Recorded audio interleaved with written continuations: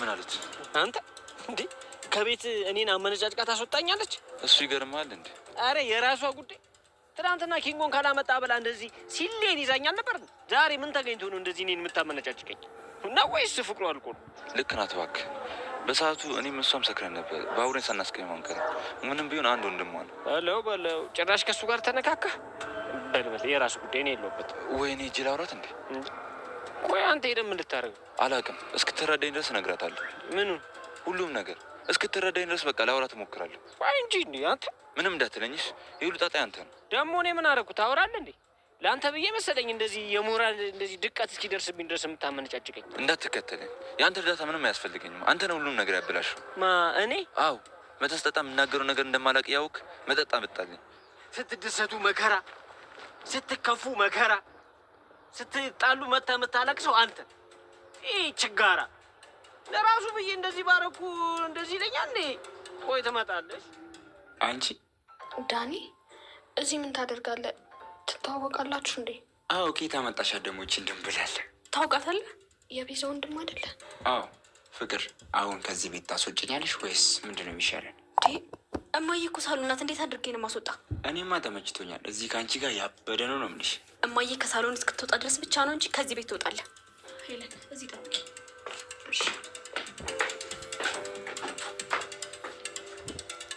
ሄለን። አቤት ዳንኤል። ያባት ነው አንቺ አትቸገሪ። ለሊ በጣም እያዘንኩብሽ ነው። ቆይ መቼ ነው ሚስጥር ተደባብቀን የምናውቀው? ከመቼ ወዲህ ነው እንደዚህ የጀመርሽው? ይቅርታ አደይ። እኔ ይቅርታ እንድትይኝ ሳይሆን ህመምሽ እንድትነግሪኝ ነው የምፈልገው። አደይ እኔ ካንሰር ታማሚ ነኝ።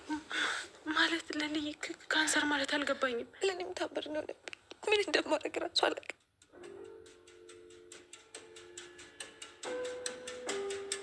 ውይ ቤዛ፣ አሁን አታበሳጭ። እደውልለታለሁ አልኩሽ እኮ። አዎ አሁን ያለሁበት ቦታ አይመችም። አዎ ስልክ ለማውራት አይመችም። እሺ እደውልልሻለሁ። እሺ አንቺ ቆሌን ገፈሽኝ እኮ። ምንድን ነው? ዴቭ መኝታ ክፍል ምን ትሰራለህ? የዴቪውን ያንቺ እኔ ምን አውቃለሁ? እሺ አሁን ናውጣ። ዴቭ ከመጣ ያልቅልኛል። እኔ የሚመቸኝ እንኳ እንጂ መኝታ ቤት ነው። ምንድን ነው? ሮማን እኔም ስላሉ እኔ በደንብ እነግራታለሁ፣ ግን በጣም ያስፈራል። በጣም እንጂ ይቺ ጠማማ ፈጣሪ አጣሞ ቆላልፎ የፈጠራት። ቆይ ግድ የለም እማደርጋትን እኔን የማውቀው። ስለ ዳኒዋ ደግሞ ለትይ ባልናገር አሹ ቀብራራ የሚል ልጅ አትበይ። ዳኒዋ? ታዲያስ ማን ነው ደግሞ እሱ? አንድ አለ ሲገባ ሲወጣ የሚጎነትላት ጎንት አለ። እስቲ አሁን አንዳንዴ ስለ ዳኒ ተውትና ስለ ራሳችን እናውራ እያለች እንግዲህ ብርሃን በጣም ትናደዳለች። የገጠሯ ንጉስ የነፍቅርን ቤት በምትቆረቁርበት ሰዓት ላይ አንቺ ማነች ስትላት እኔና አሹንና ሮማንን ፈልጌ ነው የመጣሁት። አሹና ሮማን የሉም፣ ምንድን ነው የምትፈልጊው ትላታለች። አይ የሉም፣ ምንድን ነው እኔ የእነሱ ጓደኛ ነኝ፣ እነሱን ነበር የፈለኩት ትላለች። እነሱን ተፈለሽ አሁን ስለሌሉ ቆየት ብለሽ ነይ ቶሎ ከፈለሽ ትላለች። ከዛ ስታስታውሳት እዛ ቤት አይታት ነበረና ማለት ነው። ቅምጥልና ኪንጎ አንድ ላይ ያደሩ መገን ወንድምየው ከሰረ። ወንድምየው እንዴት እንደዚህ ታረጊያለሽ ሲላት እሱን ተናገርክማ ባይ ባይ ብላ ይዟት ሄደ ነበረና እንዴ ምንድነው ወንድምሽን አስቀይመነዋል ወይ ብሎ ሲያስታውስ ለካስ እናቴ ሸምጥጠዋል በዛን ሰዓት ላይ። አይ መጠጥ የስራህን ይስጥህ እያሉ ወደ ላይ ማፋጠጥ ብቻ ነው። አይ መጠጥ ለካ ሰው ሲጠጣ እናቴ ፎቅ ሲገነባ ያድራል። የሚያደርገውን አያውቀውም። ጧት ሲነቃ ይበረግጋል። እንዲህ ነው እንግዲህ መጠጥ። ፈጣሪ ከመጠጥ መውጣት ይጠብቀን እንላለን ማለት ነው። ውድና የተከበራችሁ ቻናል የቤተሰቦች ላይክ፣ ሼር፣ ሰብስክራይብ እያደረጋችሁ ቤተሰብ ሆኑ። ሰላም ብለናል። ሰላማችሁ በዚህ ትርፍርፍ ይበልልን።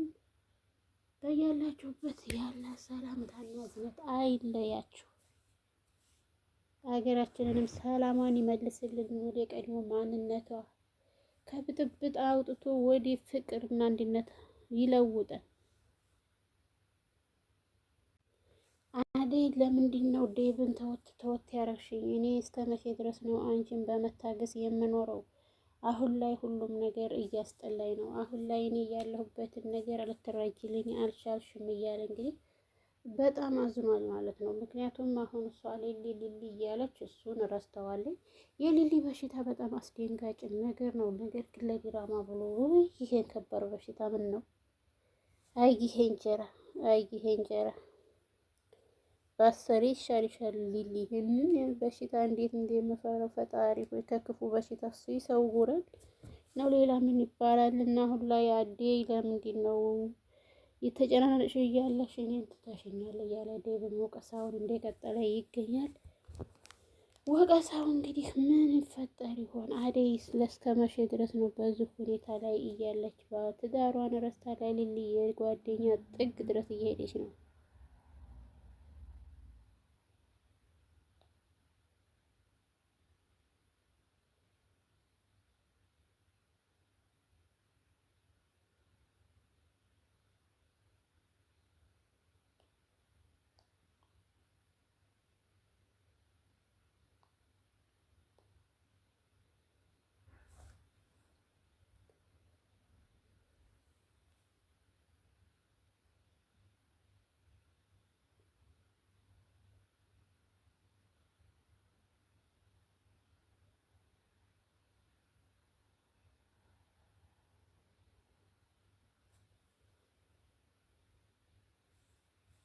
አደይ አሁን ላይ ወደ ቤተሰቦቿ ሄዳ ቤተሰቦቿን እንደምታሳምን ደጋግማ ትነግረዋለች። ነገር ግን የኛ ቤተሰቦች እኮ በጣም እንትን ያሉ የታወቁ ነበሩ። አባቴ ሊድረኝ ያለው እንዴት ላንተ ቀላሉ እሺ ሊል ቻለ? እኔ የአባቴ እሺ ማለት አልተዋጠልኝም። ምንስ አስቦ እንደሆነ በምን እናውቃለን? ትለዋለች። እና እኔ ለእናንተ ቤተሰብ አልመጥንም እንዲህ እያለ እንግዲህ ዴቭ ጥያቄ በጥያቄ ያደርጋል።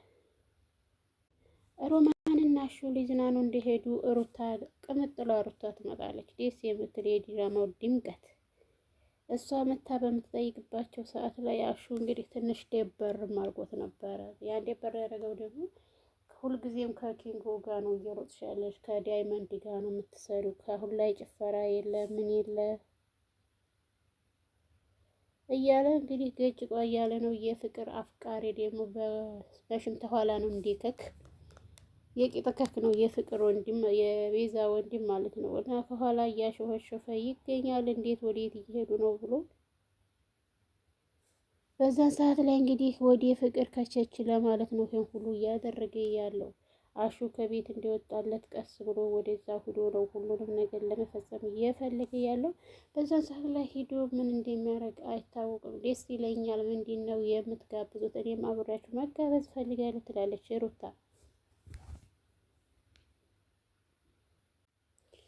ሊሊ የባቡሬ ፍቅር ከምንም በላይ ውስጧን እንትን ብሏታል። በሽታዋን እንዳለ ሆኖ አሁን ላይ ስለ ባቡሬ ማሰብ መጨነቅ ሁሉን ነገር ሆኗል። ቆይ ባቡሬ ምን ሆኖ ነው እየጠፋው ከቤት እያለ ስታስብ በዛን ሰዓት ላይ ድንገት ይመጣል። በዛን ሰዓት ላይ ትንሽ ምን ሆነሽ ነው ድንገት ብለሻል ሲላት አይ ምንም አልሆንኩም ትንሽ ልክ አይደለሽም ደህና አይደለሽም እያለ ቢያነግራትም እሷ ግን እሱ መጥፋት ሆኖ ያሳስባት። ቆይ ምንነህ ነው እየጠፋኸው? ለምንስ ነው እንደዚህ ተዝህልም ያልከው እያለ ብትጠይቀው አይ ምንም አልሆንኩም እያለ ባቡሬ መለስ ያደርግላታል።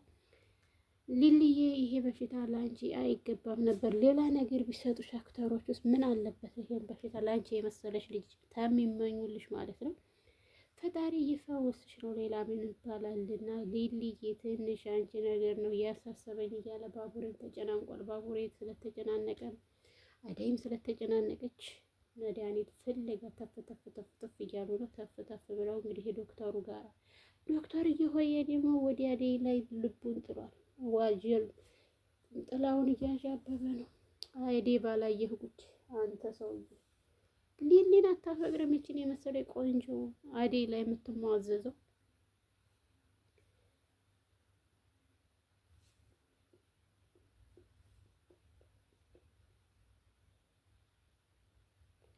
ባቡሬ ልሄድ ነው ትንሽ ስራ አለችኝ ያችን ሰራ አድርጌ ወደዚህ እመጣለሁ እሺ እንዳታስቢ ሲላት ቆየት ነው የምትሄደው ለምን እያለ ጥያቄ በጥያቄ ታፋጥጠዋለች። ነገር ግን እሱ ደግሞ ትንሽ ስራ ስላለችኝ እዛ ደርሼ እመጣለሁ ይላታል። እነ አሹ የሚጌልጅ ቅምጥሉ አሹ በገር ግብዣው ላይ ተፍ ለማለት እየሄዱ መንገድ ላይ ተገትረው ይቆያሉ ማለት ነው። ማለፊያ መንገድ ምናምን ተዘጋጅቶባቸዋል። ዶክተርዬ አሁን ላይ አደይ አልሰማችም መስሎት እንግዲህ ቆይ እዚሁ ውስጥ ልንገራሽ እንደ ይላታል። አንዳንዴ የደም ካንሰር ሲመጣ እኮ ሁሉም ነገር መድኃኒት አለው እና አንቺ ራስሽን ጠብቂ፣ ራስሽን ከተንከባከብሽ ሁሉም ነገር ወደ ነበረው ማንነትሽ እና ወደ ነበረው ጤንነትሽ ይመለስልሻል። እንግዲህ ሁሉንም ነገር አደይ ስላወቀች አደይን ቁጭ በይልና እንግዲህ እየተማዘዘ በዛ ይላል። ወየው ጉድ! ለዴብ ነው የምናገረው ዶክተር አልፎ ተቀመጥ። አደይ ዶክተሩ ብቻ አሁን ሰዓት ላይ ማለት ነው ለማንም ምንም አትሆንም።